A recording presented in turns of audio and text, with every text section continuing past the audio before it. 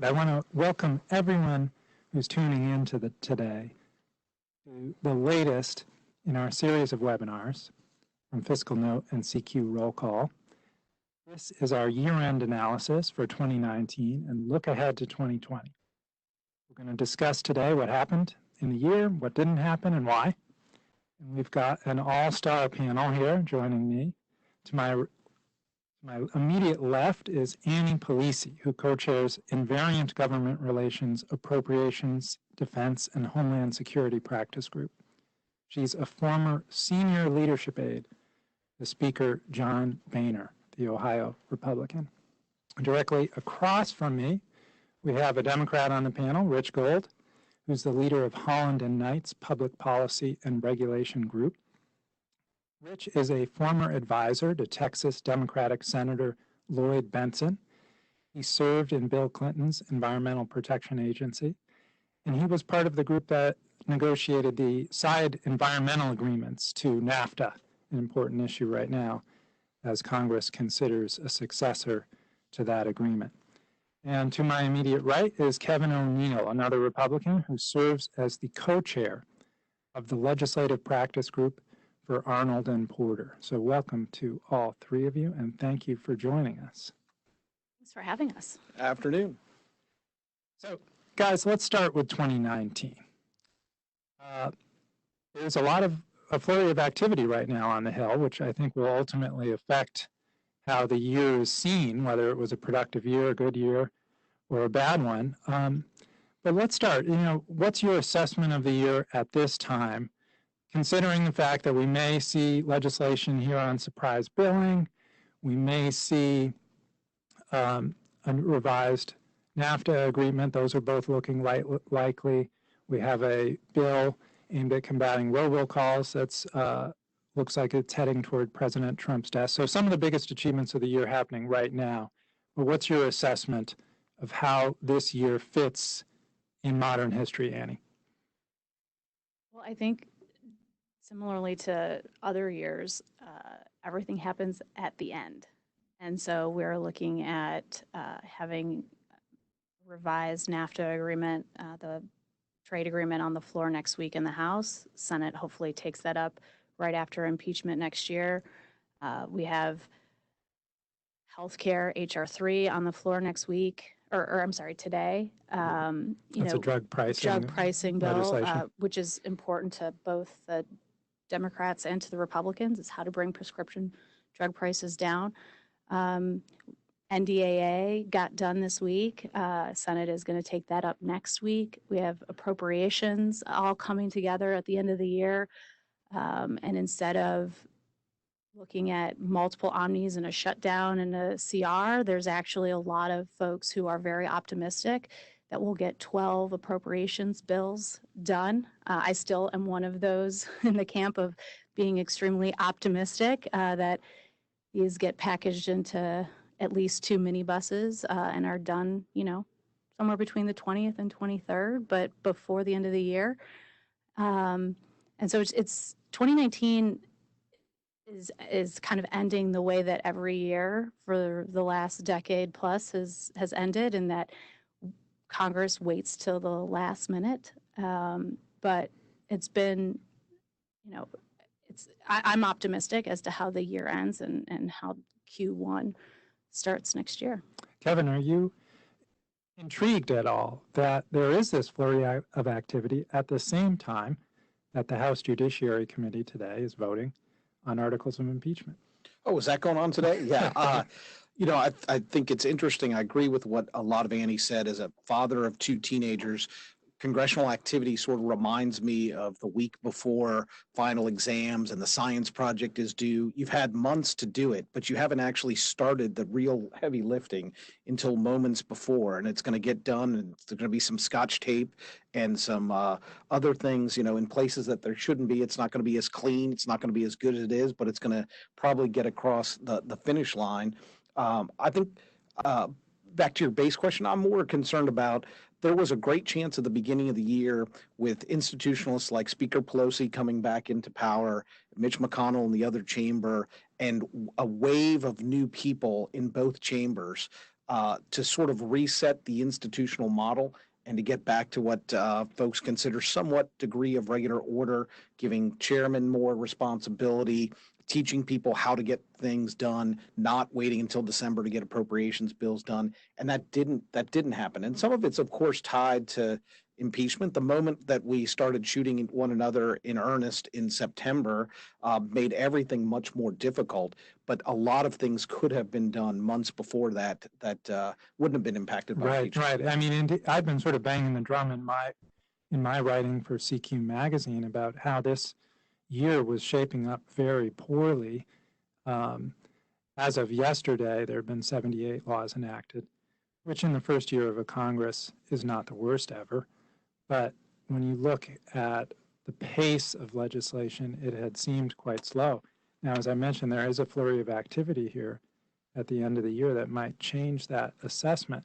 But let me go at you, Rich, as the Democrat on our panel. That flurry of activity came as a surprise to me amidst impeachment. And it struck me that it may have to do with the Democratic psyche, that the Democrats, at the time they're impeaching Donald Trump, are nonetheless willing to cut a deal with him on the USMCA, the revised NAFTA agreement, which their labor unions have endorsed it, but environmentalists have not. And it certainly gives Trump something to crow about, a victory on one of his signature campaign issues. So they're giving him a political win there. At the same time, they're working with Republicans on surprise billing. They're working with the Republicans on robocalls. They really, I would say, bowed down on defense authorization. They are not demanding that there be a provision in that bill curtailing the construction of the border wall, which was their demand, but they have let go of that. They're also let go of the demand that there be new efforts to combat these toxic chemicals that have afflicted some in the military, which was a demand that they had been making all along. And it just struck me, would the Republicans have done this for Barack Obama? Would they be cutting deals? No, but we're always way too nice. So what's in the Democratic psyche that you view cutting deals as better than stonewalling? I think there are a couple things going on. One, the first 10 months of the year being slow is somewhat the nature of a new majority and teaching a very large freshman class sort of the basics. We all joke about the fact that new members come in, they hire their campaign manager as their chief of staff. They realize 2 weeks later that was a mistake, but don't take personnel action for another 3 to 4 months. And then the office actually starts finally organizing. And so you get to this place, where you're halfway through the year and you've done very little. And I think that's sort of where we were, going into the beginning of Q3. And in large part, it was just, the change in the majority and that big freshman class. And it took the chairman time to get themselves moving legislatively. We had, of course, also had the government shutdown and having to, finish up on the appropriations bills then. And all of that took up a bit of the beginning of the year. Yeah, that was Q1, was the shutdown and approps. And so it takes time to, kind of get the agenda moving at that point. I think most people talk about Speaker Pelosi as one of the most, talented and successful speakers since World War II in terms of her ability to get things done. And she is, although she is often described as a San Francisco liberal or whatever you want to talk about her, she is a deal maker. She's an appropriator. And as we all know, appropriators are here to do the art of the doable.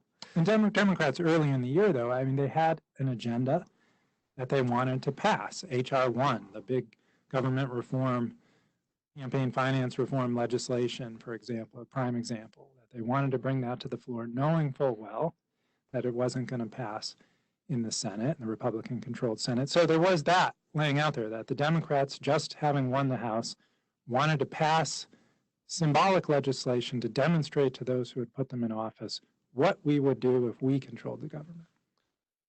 Yeah, and I think that's right. And I think you're seeing all of that take shape not only in Congress and sort of the ongoing debate, but also in the presidential primary discussions as well. So you see a lot of those same issues that were found in HR 1 through 10 coming up in terms of presidential primary proposals on healthcare and campaign finance and technology and all those types of issues.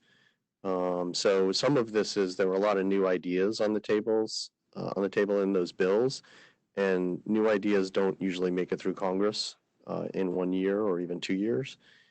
So I think we'll see a lot of the concepts in those bills moving forward, over the next few years. But I would also say, I think if you think of what we do in Congress on a daily basis as contained in 3 buckets of, basically the bucket of things that is keeping the trains running, appropriations bills, recurrent authorization bills, the bucket of things that are purely partisan exercises that everyone understands is never going to become law, but sharpens the contrast between the parties.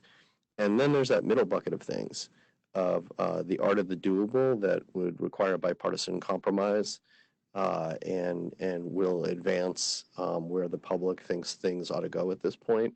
We've seen that middle bucket swell and shrink over the years. I do think it's pretty narrow right now, but it wouldn't shock me whether we have a second Trump term or, first term of a Democratic president, if 2021 ends up being a very significant year in swelling out that bucket again. Okay, let's get back to that point. But first, I want to invite our audience. If you'd like to ask a question of our guest today, please do so in the chat box on your computer. Right. I mean, the issues where Congress is coming together right now, the robocalls, the surprise medical billing, these are narrow things, not blockbuster things. Earlier in the year, there was the extension of 9/11 health benefits to more people. Easy things that everyone can agree on. We're not seeing blockbuster legislation, and that was not foreordained. We at CQ poll congressional staffers as part of our Capitol Insider survey, and we did so at the beginning of this year and found that a not insignificant minority of staffers thought there might be big immigration legislation or infrastructure or something on healthcare to shore up Obamacare.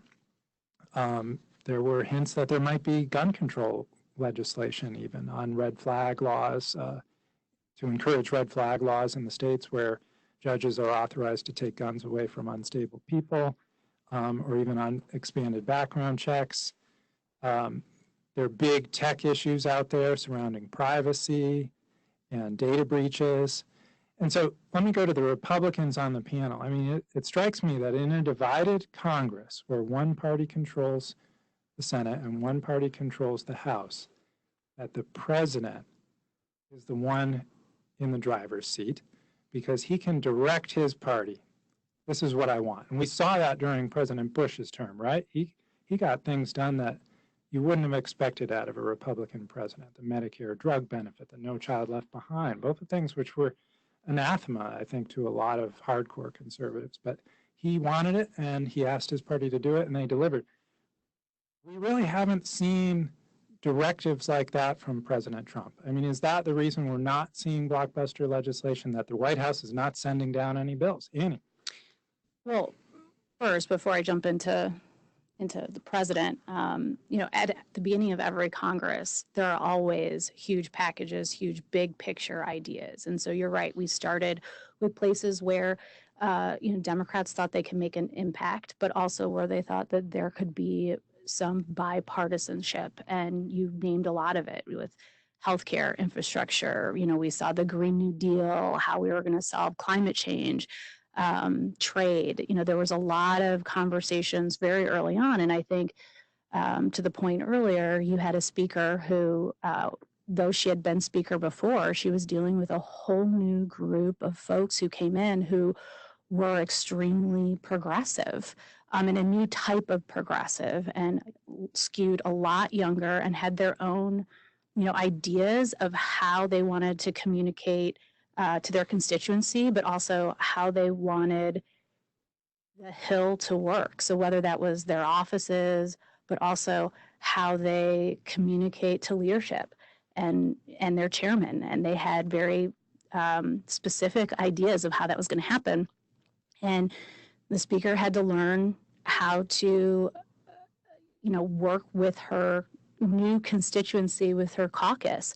And so just as in every beginning of new Congress, there's these huge ideas and it always dwindles down. None of these ideas go away. And that's something that I think the three of us very much realizes, is that conversations, just because you're not passing a law, doesn't mean that conversations aren't happening and they're not going into writing, and these draft bills aren't being, even though we like to call them messaging bills, aren't being passed off the House, that may, yes, die in the Senate and never become law, but they're revived. And when you think of an example would be, tax reform, it was able to kind of go so quickly. I mean, I use that lightly, but quickly, because so much work had been done in previous Congresses. I mean, the Camp draft is a huge part of tax reform in certain sections, and that had all been kind of put out there and lobbied on, and industry had weighed in, and constituencies had weighed in. And you're going to see a lot of these things with healthcare, with infrastructure, with climate change, with all of these different things keep coming back.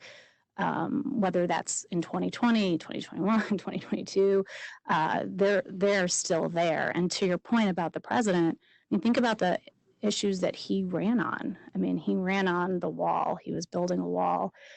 He ran on tax reform. He ran on trade. He was going to be the guy who made all the big good deals, or he was going to go and renegotiate all of Obama's deals, even pulling out of, the Iran deal or the Paris Accord. And he did a lot of those things. And the things that are left, building the wall, he shut down the government last year over it. Right. And he needed money for that. And so he didn't let DHS go. And now we're still, NDAA got delayed. We've got 12 appropriations bills that were delayed because he's pushing and communicating. As you said, he's the president. He's communicating to the Hill, find me this money. Right. And I want to know how it's going to be reprogrammed, and what are my abilities going to be. And you have, the House majority that's not of his party saying, whoa, that's not okay with us. We want to also know how it's being reprogrammed, and we don't want this money going to the wall. And you have that friction that needs to be negotiated and dealt with. And I think because NDAA has always been so bipartisan and is so important to get passed every year, they were able to kind of say, okay, let's take this section and continue to have this conversation, but let's have it in the context of appropriations where it really belongs. And so, you have Secretary Mnuchin today, even, they're having more meetings about wall funding and coming to a compromise and things like that. But you have seen the president and the White House say, I want tax reform, I want trade. We're renegotiating NAFTA. He's renegotiating, Japan, UK. Those deals are coming together, right? And so it might not be, these like sexy one-off issues, but they were what he promised, and he has, in many ways, told Congress exactly the roadmap of what he wants to see. And so, yeah, I mean, in renegotiating with China, you see tariffs. I mean, that has been taken up a lot of this year in terms of negotiating with China and getting them to the table and renegotiating those deals that he felt haven't been done. Fair point. He put his attention on those issues surrounding trade and border security. But Kevin, it's left the Senate kind of without much to do other than confirm judges and executive branch appointees. I mean, what do you make of how the Senate has operated this year? It's really been at a new level in terms of ignoring legislation. And might that be different if the president said to Mitch McConnell, I want an infrastructure bill, and here's what you're going to do? Well, it's a great question. I agree with Annie that we often have to counsel clients that years like this year may be a table setting year, and the investment you put in 2019 will pay off in 2022 when that bill finally does get to the finish line. I would say as a Republican voter, I'm pretty pleased with what the Senate has done so far this year. They confirmed their 50th appellate judge yesterday. The president has more than a quarter of all appellate judges are ones that he appointed. Yeah, they're up over 200. Yeah, he's doubled the judges, pace yeah. of Obama. They're 10 years younger than the average Obama judge. They have better legal credentials than the average Obama judge appointed. And he recognizes that, if so many issues are going to end up in the courts, he wants to make sure that people with his philosophy are there interpreting them. I think Senator McConnell looks at a lot of what comes over from the House, and he looks at it just the way Rich described it, which is that's in the partisan bucket. That's in the bucket that there's no incentive for me to pick up for anyone, and there's not much in that middle bucket. I do think you mentioned infrastructure a couple times. I think that's a great spot that I would be very surprised if the president didn't make a real focus on in the first 6 months of 2020 leading into the election. You've got things, we've got 250,000 bridges that, have immediate needs. About a quarter of those are structurally deficient.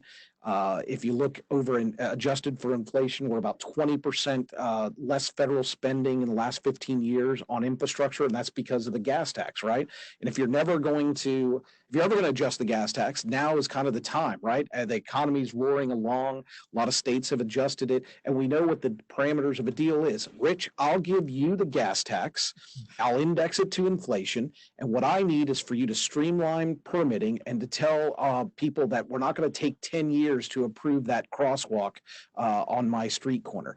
That's the deal to be made, and it's there for the taking whenever they want. And that plays right into, Trump's a builder. He really looks at that. He's a deal maker. I think that that's an opportunity that people could all deliver on a bipartisan basis. There's jobs per billion that everybody knows those stats and would be willing to bring those home. And if he gets the balance right on instead of just building train lines in big urban districts, he gets some more money spent on rural roads and helps connect those networks to the broader economy. I think that that's a win-win. That's a theory that this was going to be the big issue that brought Trump and Democrats together. But is it a bridge too far for Senate Republicans? I mean, are they the holdup on infrastructure? It's the road less taken. I mean, what's your assessment of that? Of why we haven't seen this simple deal on infrastructure? I admire my Republican colleagues' zest for the capabilities of the White House in terms of what they've gotten done and what they will get done. But I don't think we're in a space where we're actually seeing as much progress as perhaps was just described. No, my assessment was that infrastructure costs money. Yep. And you got to raise that money somewhere, and that there's no agreement on how to do that. Yeah, I mean, look, we're operating, and some of it is us. Like, we all talk as if we are still pre-2016 and we're operating with a conventional White House. And so this is a good time to take a break and kind of, because you're asking the questions that way. This is not a conventional White House. They do not think the way. The president is his own chief of staff. They do not think the way we are talking about in terms of what their priorities are and how they're going to get them done and what the strategic plan is going forward. The strategic plan is what Fox and Friends says in the morning and what the president does on Twitter afterwards for the day. And that's where things sort of go. And so we do need to, be realistic about the fact that, sort of the long-term path here, the reason McConnell is focused on judges is because of that. It is the thing he can get done. If he sat around waiting for the president to tell him, I really want to get X done, he would still be waiting. So I think that's the reality of the situation. We shouldn't be expecting that we're going to be getting grand direction from 1600 Pennsylvania Avenue in terms of what the priority is for, the next 14 months before, the second term or a new president, depending on how that goes. And I think we are in a different type of presidency, and I'm not saying it's good, bad, or indifferent, but I'm saying that we need to be talking about the new reality. So, the reason we're not getting an infrastructure bill is, and we talked about this a little bit, we're not doing landmark legislation at this point. One, we've got a bigger debt than we've ever had, and we're running bigger deficits than we have been running. Tough time to raise money for big infrastructure. Yep. And you know, when you're talking about playing with things like the gas tax, even though, you know, there are fewer cars on the roads right now using fewer miles per gallon in terms of gasoline, the gas tax isn't really something that's going to be able to finance things going Try to forward, which find is a why new we're looking funding at mechanism. vehicle miles VMT. traveled and things like that. But even so, vehicle miles traveled, right? I mean, that's the perfect example of an issue that should make sense, and in 20 years ago would be the underpinnings for, okay, we can find revenue that way and we'll move forward. Trump's base looks at vehicle miles traveled as black helicopters and people looking into, you know, what they're doing in their cars on a daily basis. Democrats don't necessarily support it either because they think it will adversely impact low-income folks. So, you know, sort of the common sense solutions that used to be out there play into our current society, you know, getting their news from the people they want to hear from, making judgments on things based on what the thought leadership on their channels say. And it makes it much harder to come together in that middle bucket on things like infrastructure, which used to be low-hanging fruit. Now, I implied, perhaps erroneously earlier, that if President Trump just told the Republicans what he wanted, they'd pass it, just like George W. Bush did with No Child Left Behind and the Medicare drug benefit. But Annie, you witnessed the changing Republican Party when you were working for Speaker Boehner, who ran into trouble with the Tea Party movement. So am I overstating that case? I mean, are there principled conservatives, that's a nice way of putting it, in the Congress, who, if Trump said, I want to spend a lot more money on infrastructure and raise taxes to do it, they would say no. You mean, would they push back on the president? Would they refuse to go along? Yeah. So, I mean, at the heart of the Conservative Party, that is still very much alive and well in Congress. But what you're seeing, and this is something that the Speaker Boehner didn't have to deal with because he didn't have a Republican president. But what you're seeing with Trump is the party now, the constituency has sort of changed, right? So they're responding to their constituents the way they always have. If President Trump would like to spend more money or, you know, do something different in the healthcare space that probably doesn't fall in the same line as the party traditionally would have been, constituents are still very supportive of the president. I think trade is sort of a good example, especially with tariffs with China. You have a lot of farmers who really support the president in middle America who are telling members of Congress, yeah, we know that this isn't traditionally, you know, what we would stand for, but we really trust the president to make us a good deal. And so please stand up for the president and give him the room to make this negotiation. And so members of the Republican Party are working behind the scenes to talk to the president about what that should look like. But the things that Speaker Boehner faced with the Freedom Caucus is very similar to what Speaker Pelosi is facing with the progressive wing of her party. And that is just a new way of thinking, of wanting Congress to be different, of putting forth different, ideas. And as we continue this polarization, it doesn't bring us together to allow that middle bucket to have compromise. It actually brings us further and further apart because they too are listening to their constituencies. They're being responsive to the voters in their district who are saying, we want X, Y, or Z things, or we want you to stand up for this value. And if not, you're out. And it's gotten to a point, I think, with either party that, if you're seen taking too moderate of a position on X, Y, or Z issue, you're being lambasted by some, radio shock jock or some PAC who's saying, oh, look at this one thing that this member did. And it makes it more difficult for them to compromise and to make deals and to even be seen standing next to someone of a different party taking a photo. And so that's what sort of, I think, changed in the last few years is kind of just that immediate access to every word, every place, everything that a member does, and really adapting to the way politics is changing for, young people. Mm-hmm. Okay. Now, if we had been having this conversation a week or two ago, I think I would have been talking about how, for the first time in 58 years, Congress might not pass the defense authorization bill. That that we're facing another government shutdown, that they haven't passed a single appropriations bill, that they've only passed 70 or so laws for the year, and the pace of legislating has slowed since September when the news about the Ukraine news broke and the impeachment investigation began. And I would have argued that we were facing an historically unproductive Congress that might rival the ones of 2011, 12, and 2013, 14, which were truly abysmal in their legislating. But, things are looking up. Def Auth is rolling along. Looks like they'll have an appropriations deal. There's a number of these middle tier pieces of legislation that are moving.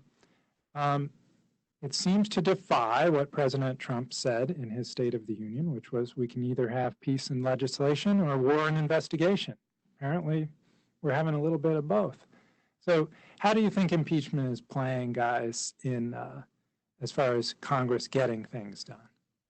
Kevin or Rich, you're up.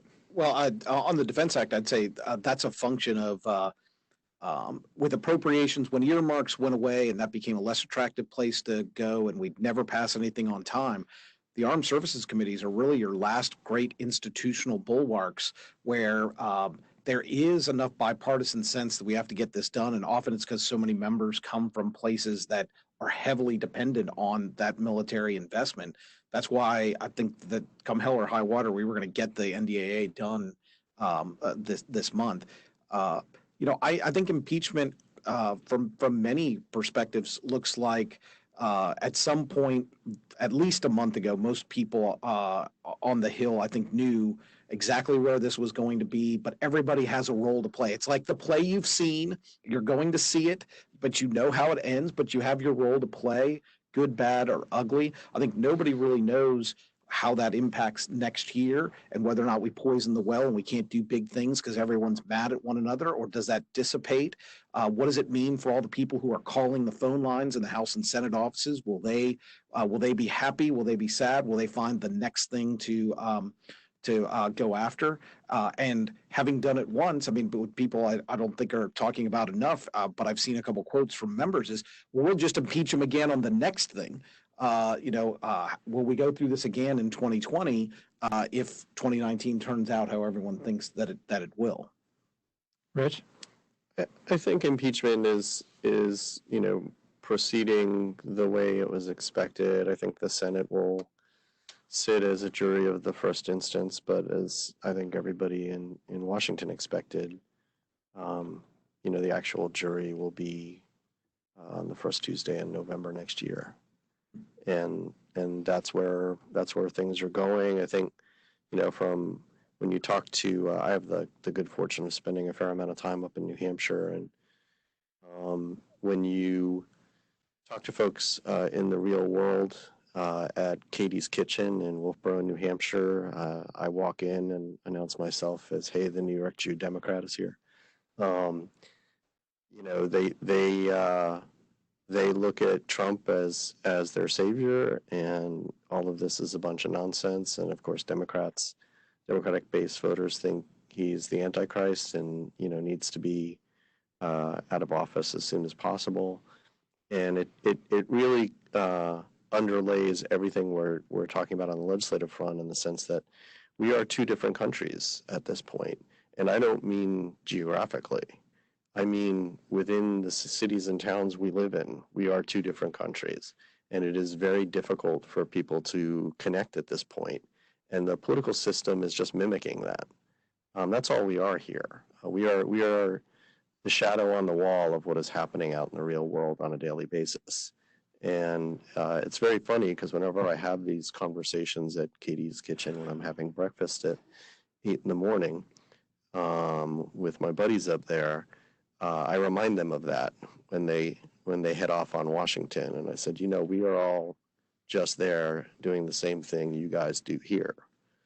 And then they get quiet. But I think unfortunately that's kind of where we are right now. We're in this uber populist time in our country's history.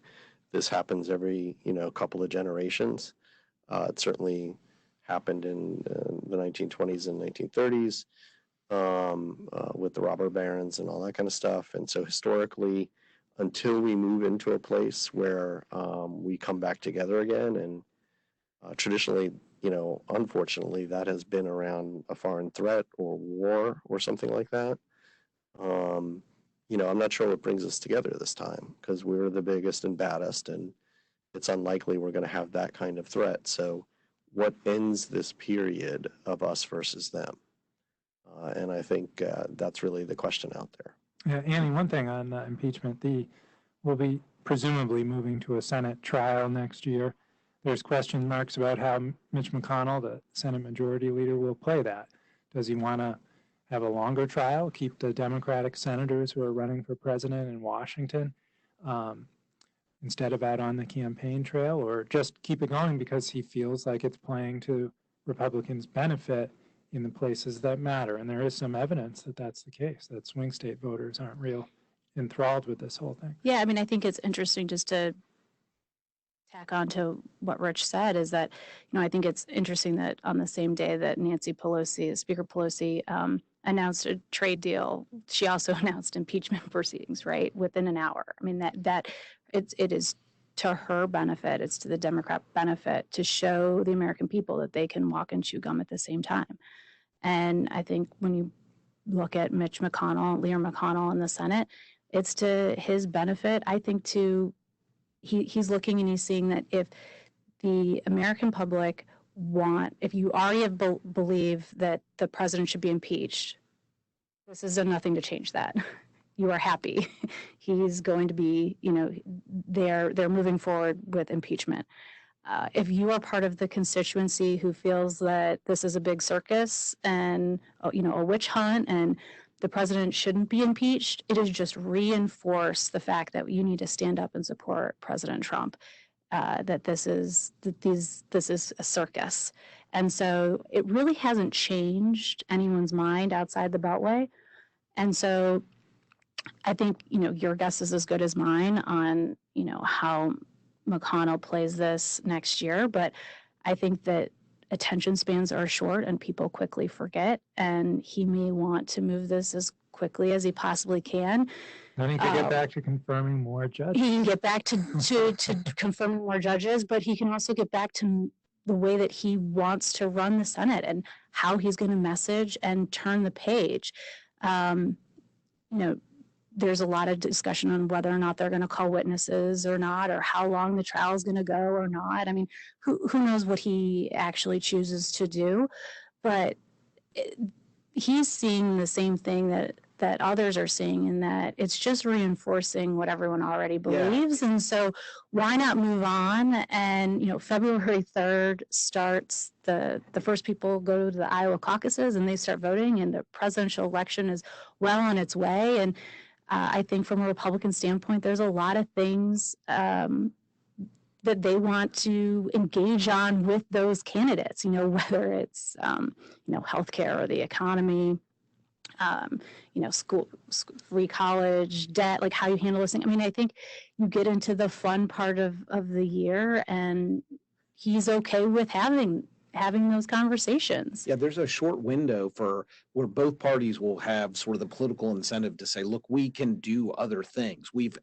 passed other things. They need things besides just UMCA and keeping the government open to go home and campaign for. But I agree that, this process has changed literally no one's mind. I don't think any of us could find someone who says, oh, you know what? I watched it all and I went from this side to that side of the equation. I looked this up for our conversation today. Real Clear Politics has a great slide where you can look at the poll ratings and compare them to Obama's 8 years ago in the state. And President Trump's approval rating is 0.3 of a percentage point behind Obama's 8 years ago, right? And basically, no one's opinion has changed in at least 8 years. It's 44% every single day, as far as I can tell. Yeah. Doesn't matter. So you all, three of you, work in government relations, representing clients who want something out of Washington, offensively or defensively. And, with Congress, as Rich says, not doing blockbuster things, with even somewhat controversial things very difficult. What are clients asking of you in this environment? Are their expectations realistic? What are you offering them? So I think there are a couple of different things going on. First of all, there's a lot of executive branch agency foment and what looks like activity on the regulatory front and on what's left of the policy front that folks are engaged in and engaging in, and some of that is a little bit surprising. So in many instances, the administration tends to be sort of on the scale to the right of where major industry is on its initiatives. So there are numerous, for instance, sectors of the economy that think the regulatory deregulation that the president is proposing in many instances on environment, health, and safety. Repeal of gas mileage standards, for example. The industry wasn't keen on going back to the way it was. Yeah, and you can go through, the ACE rule, which will replace the Clean Power Plan from the Obama administration. This was his major effort to combat climate change at coal-burning plants. Right, Waters of the United States rule at EPA, and you can go rule by rule and find the major trade associations in town, and you don't see the White House and the regulatory agencies seeing eye to eye on the approach. And that's because the president is speaking to his voters and people outside the Beltway. He's not here to make those trade associations happy. But that's a dissonance that you don't normally see in policy making in a Republican administration, in a conventional Republican administration. The second thing that's going on is more interesting from a business perspective, and obviously we spend a lot of time on that rulemaking piece. And that is that, we are all policy experts. And so while people tend to view that from the perspective of what are you doing in the interplay between industry sectors and the federal government, what we are seeing more and more of is Fortune 500 companies taking a leadership position beyond where the government is going and asking folks like us to engage with them on what they ought to be doing on greenhouse gases and how they should be positioning themselves and who they should be working with. So in these areas where the US government is drawing back and deregulating, it's not like companies are walking back with them. Companies continue to sort of say, okay, how do I want to meet net zero emissions by 2050? And what do I want to be doing on LGBTQ protections? And in some ways, we're starting to see sort of the bulwarks of the economy be the new informal regulators, or at least the new informal leaders on what civil rights should be, what environmental protection should be, et cetera, et cetera. And so in some ways, we have a new, not only new set of clients, but a new set of people to work with to help impact those issues that is different than before. Yeah, sorry, I was just gonna say that I totally agree, and I think you see more CEOs understanding that they have to engage Washington than ever before, and they have ideas of not only what their company should do, but what their industry should do. And this is a buzzword, but like thought leadership, they have ideas that they want to lead on, and they want Congress to come along with them. And they don't necessarily want Congress to regulate this or make a law, but they want them to understand how things that they're doing or things that they could be thinking about are impacting their industry, and make them aware, not even just members of Congress, but within the administration. And so that is a way that companies have chosen to to engage that's a little bit different than in the past, is that they are really stepping up and showing Congress that you don't necessarily need to do it from a governmental perspective, but let us show you how we're leading and how we're changing the environment within X, Y, or Z issue. And I think as you look to 2020, I mean, big tech, I mean, you're just starting to see that now with committees, doing more due diligence and sending letters to companies and things like that. But, as you look to 2020, you're going to see things of how are we going to handle privacy? How are we going to tax big tech? How does this impact the workforce and, things of that nature? And industry, companies, CEOs have a perspective, and they want people to help them communicate that perspective to the right people. Right. I mean, on the tech piece, that's interesting because although Congress has not weighed in with legislation, we're really... But they have hearings and they're sending letters and they're engaging. Right. And they're putting a lot of pressure on those tech executives that is causing marketplace effects. Well, and there's a new regulator in town, and it's called the blue states. Yeah. On all the issues we're talking about. This is a question. Otherwise known as California. Yeah, California. We have a question from an audience member about whether your businesses are shifting more towards states and to regulatory agencies as well. I think you have to be, I was going to say this in response to the last question, you have to be mindful of what's going on in California where you've got a super majority and we're in both chambers there, and you went from a governor who was very willing to basically veto a lot of things and sustain the fight to a governor who isn't. And so you see a lot of businesses shifting, just as Rich said, from a mindset of how do I block that to how do I sort of embrace that, minimize the damage, shape it, make it my own. Exactly, because it's going to happen. So how do I do that? And I think we often forget that California has a disproportionate impact on DC. You've got a speaker from there. The gentleman who hopes to be the next speaker is from there.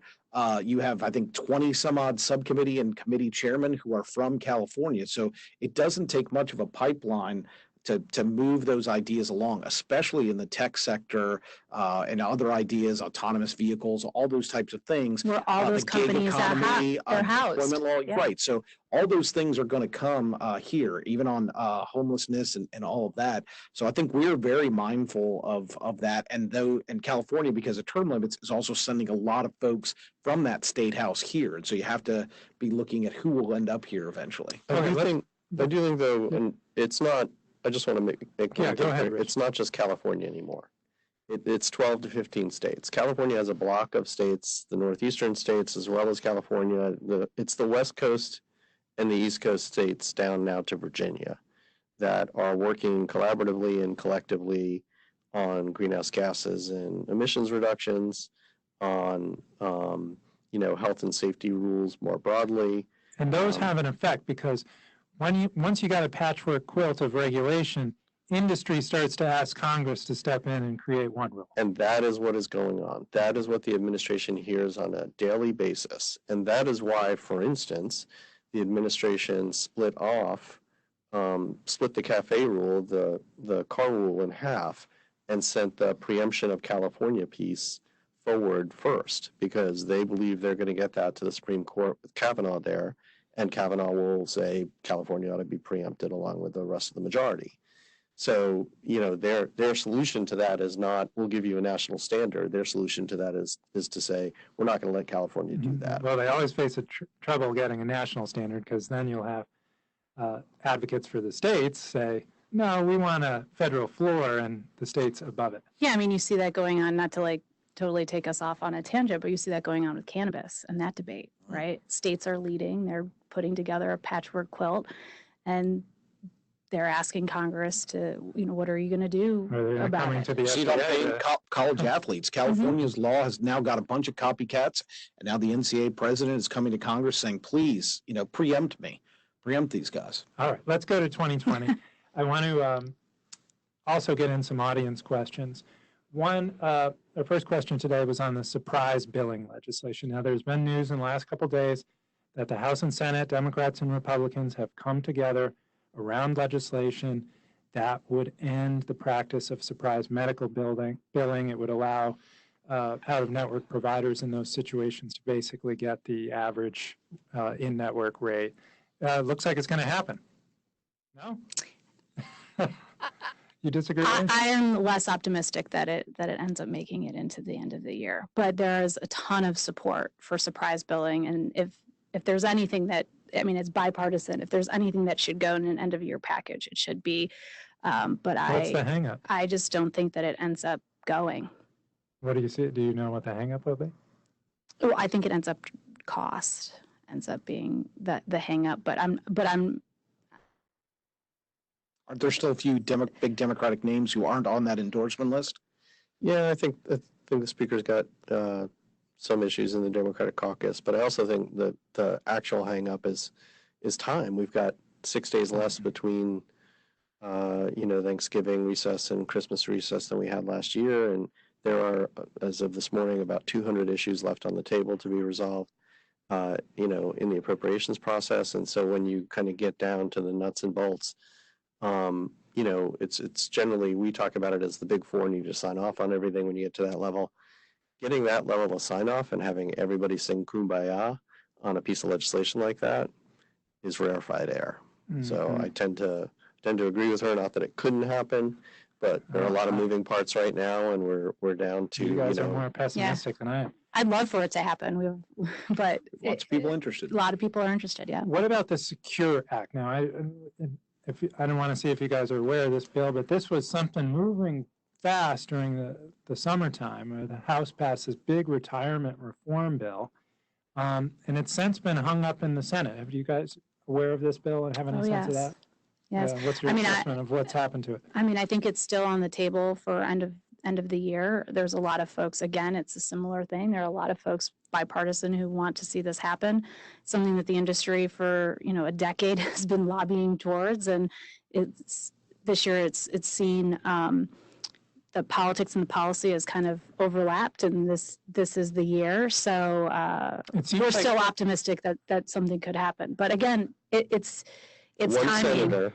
Senator. Well, Ted Cruz is holding it up, but not because of that, not because of Secure, but yes, right. I mean there are a lot of things that get played at the end of the year, and I think for that end of the year bucket with tax extenders and things of the like, everything's still on the table, and there are a lot of negotiations are still happening, and I think you're going to hopefully see a lot of movement here in the next couple That's days. not wood.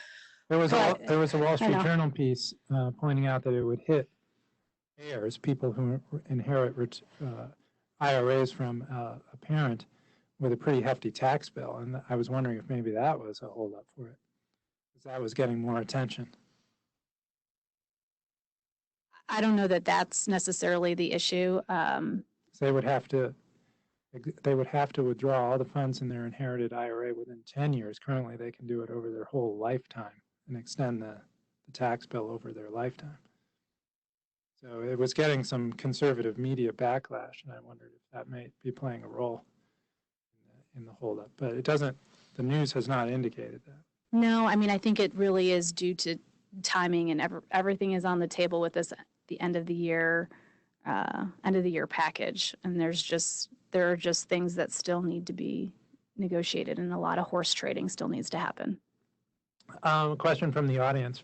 President Trump has not paid much attention to Association of Southeast Asian Nations this year, and his absence at the last summit just emphasized further that the U.S. is not committed to Asia. Will this change in 2020? Do you have any sense of that? I mean, is he going to be paying attention to foreign policy beyond China? No. I wouldn't say he hasn't paid attention to foreign policy beyond China. I think they did what every administration does coming in, which is they were over optimistic on Middle East peace and some of the bigger issues, North Korea, obviously. There's been not unexpected probably in DC, but in the White House, I think disappointment in terms of the pace or possibility of progress on a lot of those things. And so I don't think he's going to go, digging at dry holes here. I think he'll focus on where the art of the doable is, and as has been referenced, he's focused on, country to country trade deals and the places where he can make change over that period of time. Japan trade deal is not earth shattering any more than USMCA is earth shattering. These aren't total rewrites of existing trade relations, but it's incremental progress. And I think that's what he'll continue to focus on. Well, the Koreans may not have really done well. They made the mistake of going first and negotiating with him, and then others later may have done better. They have a relationship that's not paid off the way they probably have wanted it to for the cooperation that they've given to us on a number of levels. And he's looking at other things. I mean, in Asia, for the first time ever, we've got the compacts that are expiring with 3 countries that Ronald Reagan created in the 80s that are essentially located between China and Australia and were vital in World War II. And those compacts are all up for negotiation. President Trump was the first person to bring those 3 national presidents into the Oval Office. He did that earlier this year. He's made negotiating with them a priority because they're either going to be our friends or they're going to be China's friends. And I think he gets that they'd much rather be our friends, and we want them to be our friends and rather than China's friends. So I think he's done a lot there. I think he's back to Rich's thing that this isn't a conventional White House. I think he just cares a lot less for the pomp and circumstance of bilateral meetings and all of the, he could spend his whole year going to various summits, and he left the meeting in Europe early, a couple of weeks ago. It just doesn't mean as much to him as it meant to his predecessors, and I think that everyone's having to learn to adjust to that different pattern. He thinks nothing of picking up the phone and calling a world leader or stepping across the line into North Korea as the first president to ever visit there. So, he just has different expectations. Question on health policy, what we might look forward to in 2020. It strikes me we haven't talked a lot about prescription drug pricing, but there's discussions in the Congress on that. President Trump has expressed repeated interest in it. Might that be the big issue of 2020? No. No? Why so pessimistic?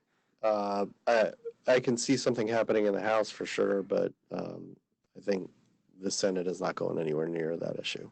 Even with a directive from the president? Even with a directive from the president. What about you, Annie? What do you think?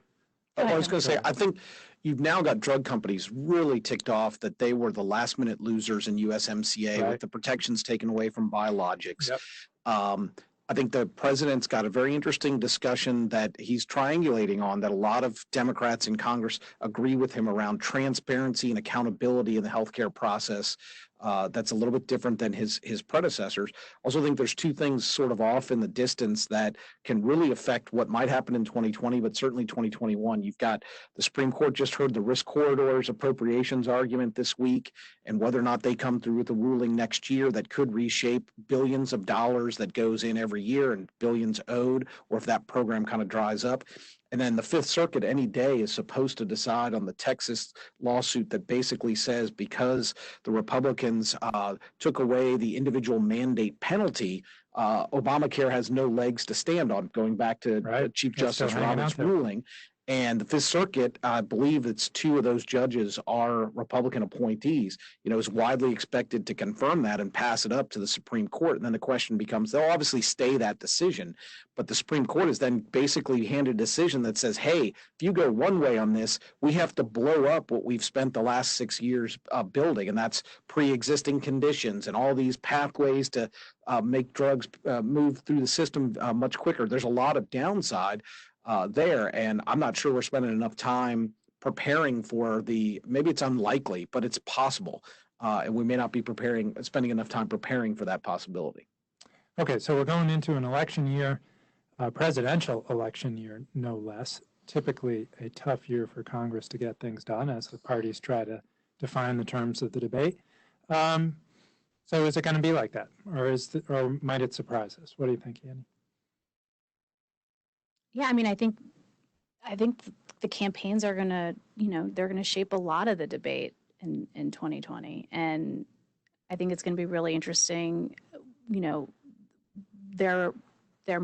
what they say in terms of, like I said, like healthcare is going to continue to be a talking point. Big tech is going to continue to be a talking point. How we handle debt is going to continue to be a a talking point. And so I think the campaigns are going to take the lead from an issue standpoint, and it's gonna be interesting. All right, the first primaries are coming up in the new year in February. So thank you, all three of you, for joining us today. I'll let Annie have the last word. And Oh, no. thank you to our audience for tuning in. We much appreciate it and hope that you found this informative.